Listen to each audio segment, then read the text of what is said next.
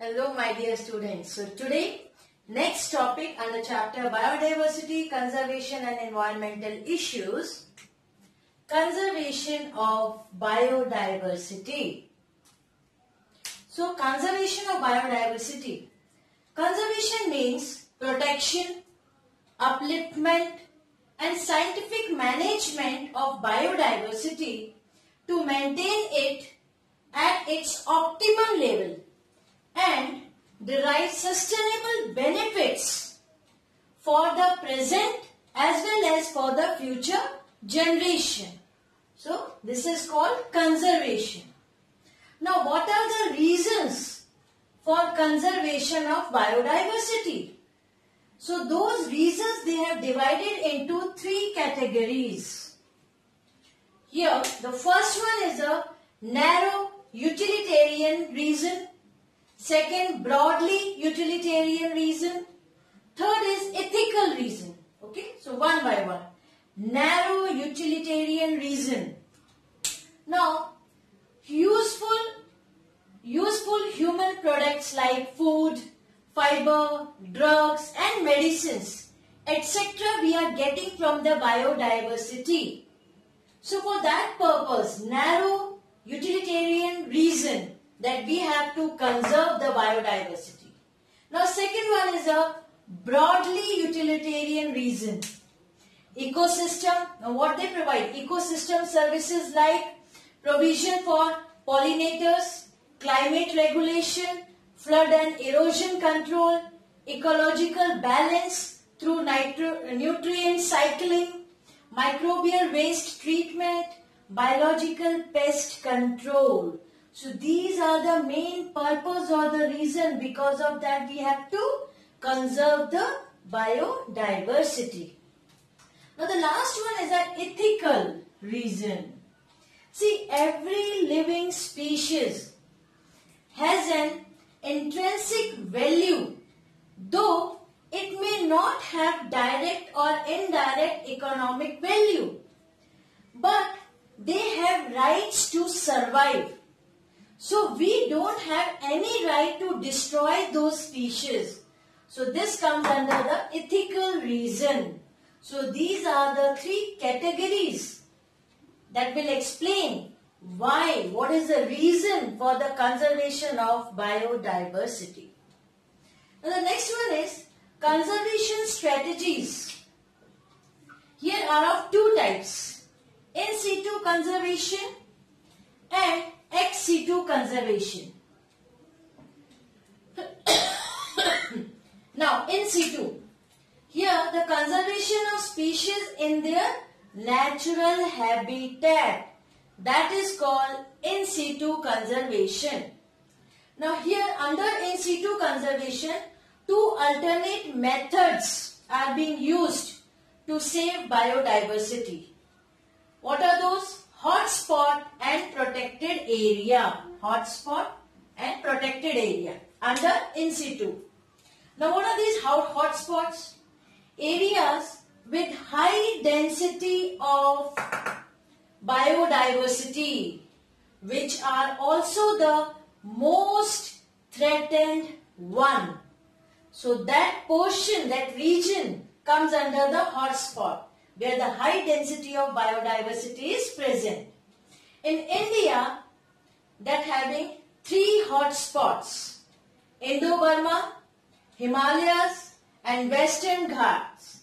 So these are the three main hotspots of India.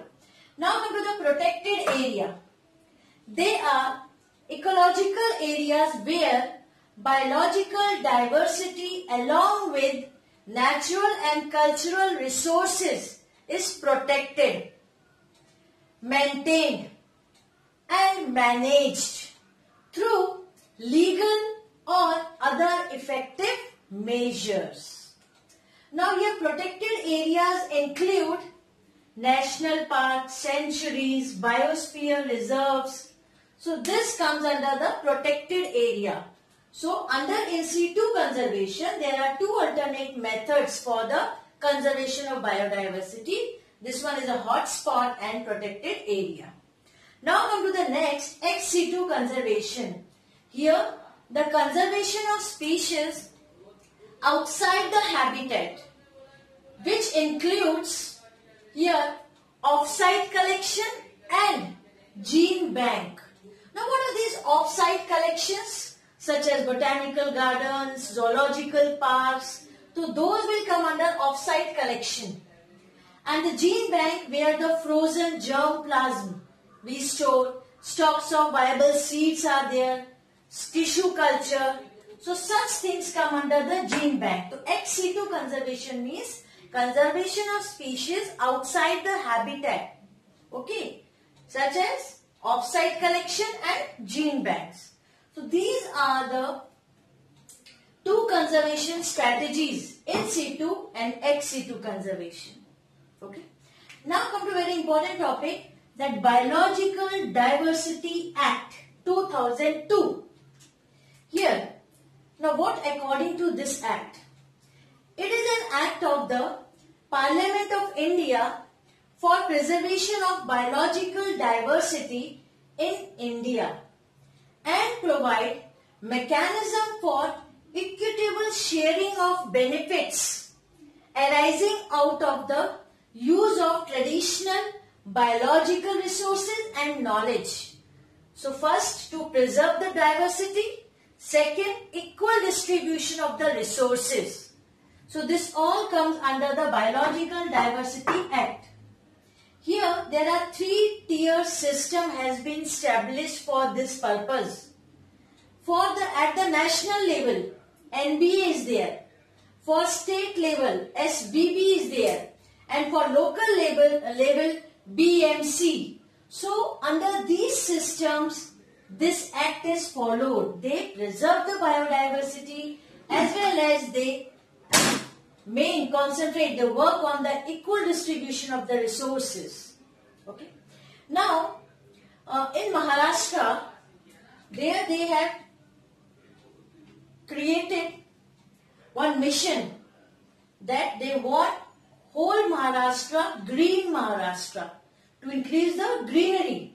So here the Maharashtra Chief Minister said the aim was for planting around 50 crore saplings in next 4 years during their tenure. Tenure means that party which was there at that time in the government, in the state, they are doing that, they are having the whole power. So their aim for planting the 50 crore saplings during their tenure. Now successfully planted, they did that. Successfully planted 2.82 crore sapling in 2016.